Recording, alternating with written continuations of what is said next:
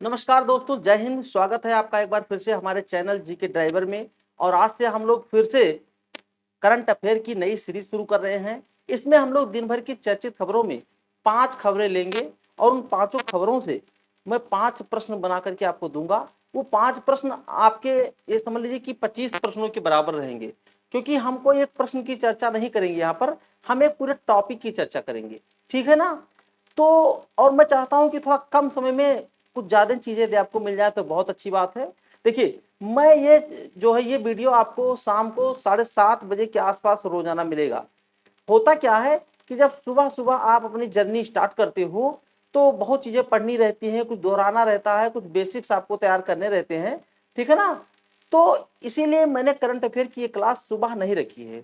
हो सकता है सुबह सुबह आप कोई न्यूज़पेपर भी पढ़ रहे हो, तो जब आप शाम को सोने चले, सोने के समय, ठीक है ना, जब आप सोने चले तो सोने के समय क्या है कि आप 10-15 मिनट हमारे चैनल को दे दीजिए और 10-15 मिनट के अंदर मैं आपको कम से कम 15 क्वेश्चन के बराबर की जानकारी दूंगा।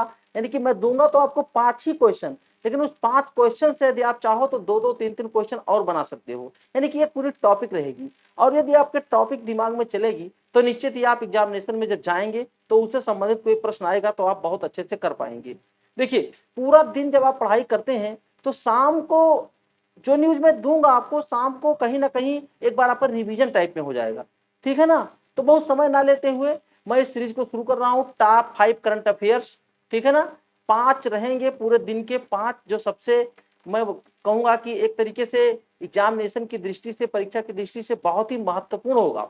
वही प्रश्न मैं आपके सामने रखूंगा। फालतू का ऐरा गैरा प्रश्न आपके सामने रखने कोई मतलब नहीं है, क्योंकि यदि 5 ही प्रश्न आप डेली तैयार करें और एक महीना औसत हम 30 दिन मान के चले तो कितना 150 प्रश्न हो जाएंगे।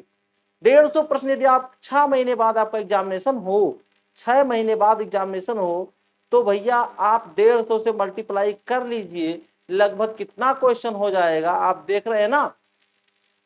900 क्वेश्चन, यानी 900 1000 के आसपास क्वेश्चन आपके तैयार हो जाते हैं, ठीक। अब 1000 क्वेश्चन यदि आपने करंट अफेयर के तैयार किया है तो मुझे नहीं लगता कि कोई भी एग्जामिनेशन हो और उसमें औसत दर्जा आपका फंस न जाए। मैं ये नहीं कहता कि 100% क्वेश्चन वहां से आ ही जाएंगे, 100% तो नहीं आएंगे, ये बात सही है। लेकिन एक औसत दर्जे का क्वेश्चन, यानी कि यदि मान लीजिए 10 क्वेश्चन करंट अफेयर के आएंगे तो मेरा मानना है कि 8 से 9 क्वेश्चन तक आप पहुंच जाएंगे, कंफर्म पहुंच जाएंगे, ठीक है ना। तो इसलिए सीरीज को शेयर करिए और मेरा सपोर्ट कीजिए, मेरा सहयोग कीजिए, मेरे साथ आइए ताकि मेरा भी मन लगा रहे, ठीक है ना। तो चलिए, पहला क्वेश्चन आपके सामने मैं रखता हूं और बहुत ही इंपॉर्टेंट क्वेश्चन रहेगा, ठीक है। सारे क्वेश्चन बहुत ही महत्वपूर्ण रहेंगे, आप निश्चिंत रहें। और एक बात ध्यान रखिएगा, इन क्वेश्चन को बनाने में मैंने बहुत मेहनत करी है, मैंने एआई का भी मदद लिया है। तो हो सकता है कहीं प्रिंटिंग मिस्टेक हो या कोई बात दिक्कत हो तो उसको आप सही करा सकते हैं। सही यहाँ करा सकते हैं, मेरा व्हाट्सएप चैनल है, उस चैनल के माध्यम से आप प्रश्न को रिपीट कर सकते हैं, या मैं आपको बताऊं कि उस चैनल पर आपको इस जो हम कराएंगे पीपीटी के माध्यम से करा रहे हैं, तो इसका यदि आपको पीडीएफ चाहिएगा, क्या पीडीएफ, तो मेरे व्हाट्सएप चैनल पर मिल जाएगा, ठीक है ना। तो आइए जो है अपनी क्लास को स्टार्ट करता हूं। पहला क्वेश्चन बहुत ध्यान से पढ़िए, आप लोगों के सामने 2-3 दिनों से चर्चा में बना हुआ है। चिनाब ब्रिज को किसने डिजाइन किया और प्लान किया था, जिनकी भूमिका 17 वर्षों से रही है। देखिए, प्रश्न थोड़ा सा जो है ये कोई एक, यहां पर देखिए, जैसे एक मैन ने, एक किसी व्यक्ति ने जो है, एक किसी व्यक्ति ने प्लान को तैयार नहीं किया होगा, जरूर प्लान को तैयार करने में कई सारे लोग लगे होंगे, कई सारे इंजीनियर लगे होंगे, ठीक है ना। लेकिन एक विशेष शख्सियत की चर्चा हुई है, ठीक है ना। इन मैडम को आप देख रहे हैं, इन्होंने बहुत ही मेहनत करी है। इनका नाम है प्रोफेसर माधवी लता। तो इस जो है क्वेश्चन का आंसर क्या होगा, प्रोफेसर माधवी लता। अब आइए थोड़ा सा इसकी व्याख्या को देखते हैं हम लोग आगे चल करके। व्याख्या में है, उत्तर आपका सही है, प्रोफेसर माधवी लता सही है। व्याख्या है कि चिनाब ब्रिज के डिजाइन और प्लानिंग में प्रोफेसर माधवी लता जी ने 17 वर्षों से काम कर रही, कितना, 17 वर्षों का इनका योगदान रहा है, ठीक है ना। ये जो है आईआईएससी बेंगलुरु में प्रोफेसर हैं और इन्होंने भू तकनीकी जो है सलाहकार के रूप में कार्य वहां ये जो है कर रहे हैं, ठीक है ना। अब देखिए, चिनाब ब्रिज बनाने में प्रोफेसर ने दिए जिंदगी के 17 साल। सोचो, हम लोग जब हम लोग किसी एग्जामिनेशन की तैयारी करते हैं तो 1 साल 2 साल 3 साल में उब जाते हैं। देखिए, ये जो चिनाब ब्रिज बना हुआ है ये आर्क ब्रिज है, आर्क ऐसे घूमने वाला मेहराब टाइप में आर्क ब्रिज है। मैं आपसे बता दूं कि इसको अंग्रेजों ने बनाने का बहुत प्रयास किया, लेकिन ये यहाँ पर सफल नहीं हो पाए, ठीक है ना। ये देखिए तो, और जो है कौन सा डिजाइन है, डिजाइन एज यू गो के हो रहे हैं चर्चे, एज यू गो। अच्छा एक काम, नीचे आप लोग कमेंट करके बताना कि ये एज यू गो क्या है। अगर आप नहीं बता पाओगे तो मैं कल तो बताऊंगा ही बताऊंगा, लेकिन आप लोग नीचे कमेंट करिएगा कि ये एज यू गो है क्या, ठीक ना। चलिए आगे चलते हैं। तो पहला क्वेश्चन बड़ा अच्छा रहा भैया, तैयार कर लीजिएगा। दूसरा क्वेश्चन फिर इसी टॉपिक से हो गया है, क्या है कि चिनाब ब्रिज किस रेलवे प्रोजेक्ट का हिस्सा है।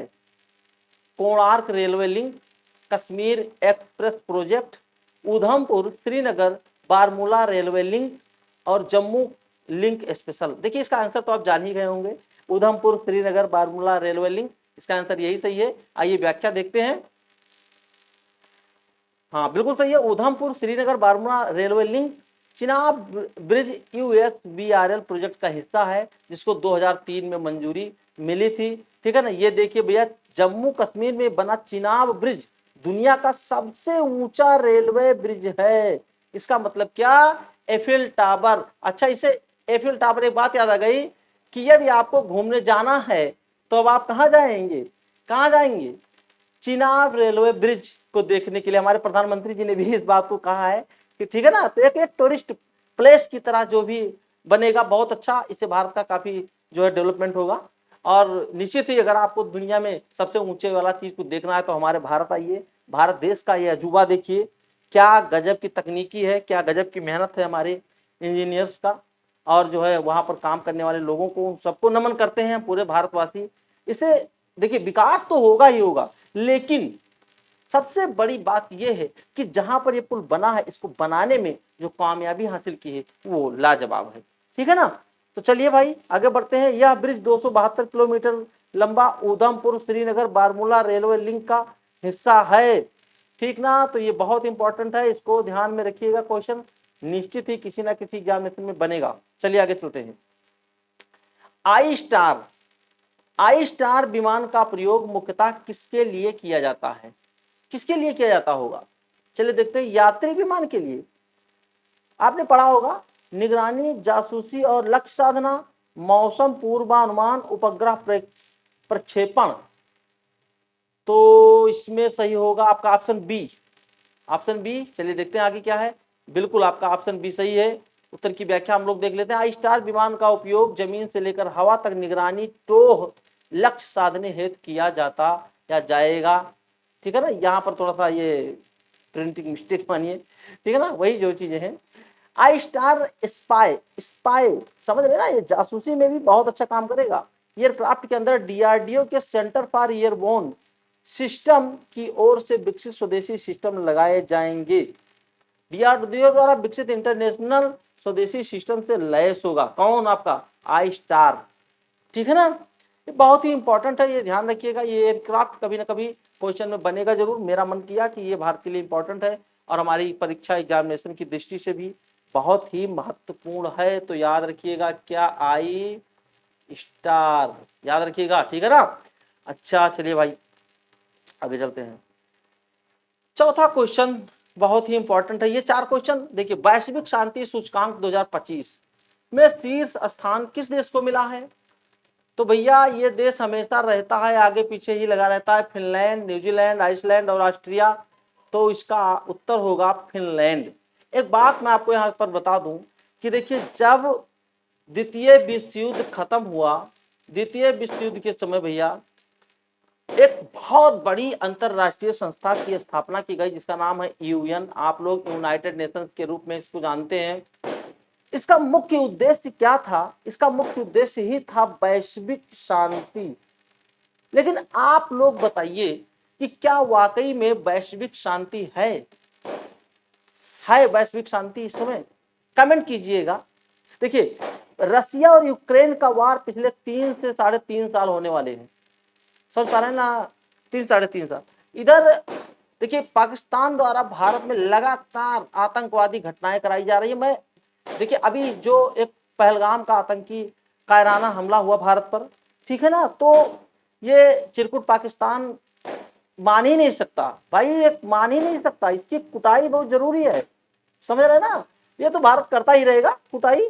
लेकिन चलिए हम लोग बात कर रहे थे इधर चिरकुट, हम लोग बात कर रहे थे कि यूएन, तो यूएन की स्थापना इसीलिए हुई थी वैश्विक शांति के लिए, ठीक। लेकिन क्या सफल हो रहा है कि नहीं रहा है, अब आप लोग बताइए। फिलहाल करंट अफेयर का क्वेश्चन, वैश्विक शांति सूचकांक, तो ग्लोबल पीस इंडेक्स रिपोर्ट के अनुसार 2025 में ये आइसलैंड है आपका, क्या है आइसलैंड, सॉरी मैंने यहाँ उत्तर क्या बता दिया था, फिनलैंड बता, न्यूजीलैंड, आइसलैंड से ही भैया, ये फिनलैंड नहीं सही है, आइसलैंड आपका रहा है, ठीक है ना। हाँ, शांतिपूर्ण देश माना गया है। वैश्विक, अब ये क्वेश्चन यहाँ जो बता रहा है बहुत इंपॉर्टेंट है, वैश्विक शांति सूचकांक जीपीआई, ग्लोबल जो है peace index, institute for global piece, institute for global piece द्वारा जारी किया जाता है, ठीक है ना, जो एक अंतरराष्ट्रीय थिंक टैंक है। यह सूचकांक दुनिया भर के 163 स्वतंत्र देशों और उन क्षेत्रों को उनके शांति के स्तर के अनुसार रैंक करता है। आईईपी का मुख्यालय सिडनी है, कहां, सिडनी ऑस्ट्रेलिया, ये याद रखना। कौन, ये international institute economic and peace वाला जो, इसका मुख्यालय कहाँ है भैया, ऑस्ट्रेलिया में है, सिडनी में, ठीक ना। यहाँ पढ़ लीजिएगा, ये न्यूज़पेपर कटिंग भी मैं लगा देता हूँ, मेरा काम रहता है कि जो भी न्यूज़ दूँ वो बहुत ऑथेंटिक रहे, ठीक है ना। कहीं टाइपिंग मिस्टेक हो सकता है, उसको आप लोग ध्यान दीजिएगा। सीरीज को आप लोग आगे बढ़ाते रहिएगा। 5 क्वेश्चन समझ लीजिए, ये आपके राम बाण रहेंगे एग्जामिनेशन के लिए, क्या रहेंगे, राम बाण रहेंगे, आप लोग ध्यान दीजिएगा बस, ठीक। चलिए आगे चलता हूँ। अब ये आ गए आपके शुभांशु शुक्ला जी, भाई बहुत ही, इनका नाम मैं बहुत गर्व से लेता हूं, हम समस्त भारतवासियों की सीना जो है चौड़ा हो जाता है, ठीक है। चलिए देखते हैं शुभांशु शुक्ला जी का संबंध किस अंतरिक्ष मिशन से है। चंद्रयान 3, सूर्ययान, एक्सियोम मिशन 4 और नासा मिशन मार्स। इसका आंसर आप लोग कमेंट करोगे अभी जान ही जाओगे आगे एक्सियोम मिशन 4। चलिए आगे देखता हूं। तो ये है आपका जो है एक्सियोम मिशन 4 के हीरो पायलट हमारे शुभांशु शुक्ला जी। जितना गर्व किया जाए उतना कम है, बहुत ही मेहनत के द्वारा आपने ये मुकाम जो है हासिल किया। हम समस्त लोगों की, हम समस्त भारतवासियों की शुभकामनाएं, भावनाएं आपके साथ हैं, ठीक है ना। तो अंतरिक्ष स्टेशन ISS यानी कि इंटरनेशनल स्पेस स्टेशन कि अपनी ऐतिहासिक यात्रा से पहले भारतीय अंतरिक्ष यात्री शुभांशु शुक्ला ने एक्सियोम 4 मिशन की तैयारियों को एक अद्भुत यात्रा बताया। भाई है कि नहीं, बहुत अद्भुत है, ठीक है ना, हाँ बहुत अद्भुत है। कहा कि इस बेहद महत्वपूर्ण परियोजना का हिस्सा होना उनके लिए सौभाग्य की बात है। अरे दोस्त मित्र, मैं क्या बताऊं सर, आपके सौभाग्य की बात तो है ही है, आपके सौभाग्य की बात तो है ही है, हम समस्त भारतवासियों के सौभाग्य की बात है, हम समस्त भारतवासियों के जो है बहुत गर्व की बात है, सीना चौड़ा हो जाता है, गदगद हो गए हम लोग ये न्यूज ही सुन करके, ठीक है ना। बहुत अच्छे। वायुसेना के 29 वर्षीय पायलट चालक दल के 3 अन्य सदस्यों के साथ ही जाएंगे। कौन कौन है भैया उसमें, इसमें लिखा हुआ है क्या, हाँ ये लिखा हुआ है। इसके अलावा चालक दल के अन्य सदस्यों में पोलैंड से जाएंगे कौन, स्लाबोज, और ये उंजनावास्की बिस्नीवास्की, हंगरी से टिबोर कापू, और अमेरिका से अंतरिक्ष यात्री पैगी विल्सन भी शामिल हैं, ठीक है ना।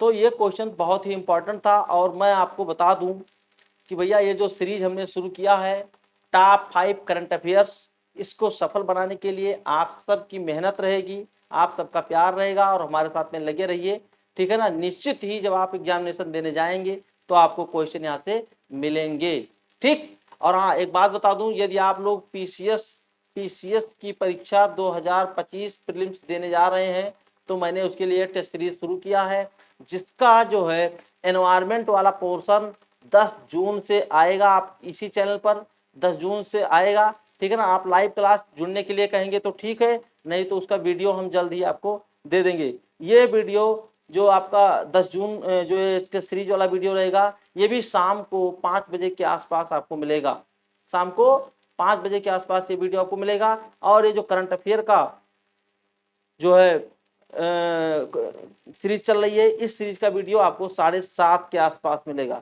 7:30 बजे के आसपास भैया, ठीक है ना। तो आप ये दोनों वीडियो देखना ना भूलें, इस सीरीज के क्वेश्चन को हल करें। हमने यहाँ छोटा छोटा वीडियो लिया है, 25 क्वेश्चन किसी में रहेंगे, किसी में 15 क्वेश्चन रहेंगे, 15 क्वेश्चन से कम नहीं रहेंगे और 25 से ज्यादा नहीं रहेंगे। देखिए यहाँ पर भी वही क्वेश्चन शामिल किए जाएंगे जो बहुत ही महत्वपूर्ण होंगे, ठीक ना। तो इसमें जरूर शामिल होइए। और देखिए यदि आप 15 क्वेश्चन ये मेरे करंट अफेयर वाले सॉल्व करते हैं 15 क्वेश्चन और 15 में से 10 भी आपके सही जाते हैं, तब मान के चलिए कि आपकी तैयारी बहुत अच्छी है, ठीक है ना। और अगर 10 से नीचे 7 5 रहते हैं तो समझिए तैयारी थोड़ी कमजोर है, उसको आप अपग्रेड करने की आवश्यकता है। भगवान करे कि आपके 10 क्वेश्चन से उत्तर ही जाए। चलिए शुरू, ठीक है ना। तो ये पूरा क्लास रहा, अब करंट अफेयर की क्लास यहीं पर समाप्त होगी। कल फिर मिलेंगे, तब तक के लिए जय हिंद। शेयर करिए, सब्सक्राइब करिए भैया और सबको भेजिए। हाँ एक बात और, पीडीएफ यदि लेना है तो हमारे व्हाट्सएप चैनल जीके ड्राइवर पर आपको आना ही होगा भैया, वहीं आपको पीडीएफ इसकी मिल जाएगी। अगर नीचे आप लोग कमेंट बॉक्स में कमेंट करेंगे तो पीडीएफ आपको वहां पर मिल जाएगा, ठीक। चलिए जय हिंद, आपको वंदे मातरम भैया।